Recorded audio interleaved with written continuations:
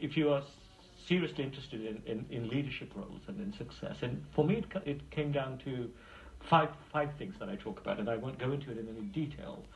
The first thing, and people say it all the time, is confidence. But confidence, where does confidence come from, is probably a better question.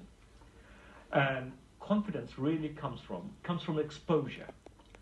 It comes from experiencing different people, different situations, meeting different associating people, putting yourself at some risk with the right people, getting yourself out of the comfort zone, leaving your community, dissociation, going to an university somewhere else, all of that.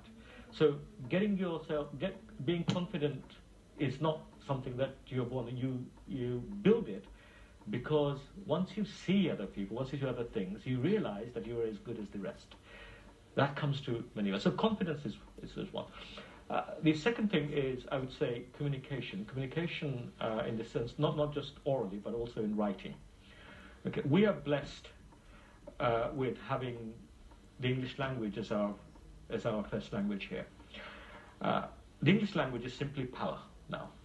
Speaking English, starting is quite easy, but to become master at it, to be able to communicate, to be able to share your dreams like Luther King did, with the rest of the world and make it part of them, it requires a level of skill in communication.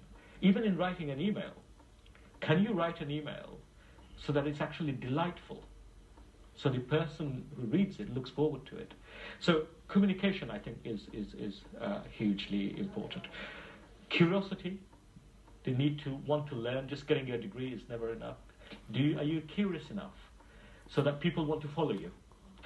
I think having courage at the right moments are also, it's not the courage to go and attack a hill, but when you look at successful people, it's what they do when they're down that makes a difference. It's not what you do when you're up, it's what you do when you're down. Many life experiences, something happens to a member of family, divorce, financial problems, some unlucky thing that hits you. So having the courage at that time to do the right thing, to stay strong, I think is important. And finally, of the 5 things I've said, finally humility, but genuine humility.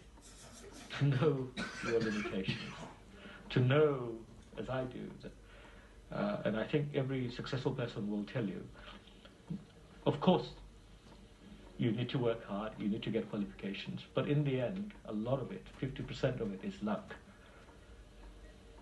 Not to forget that. The person you're sitting next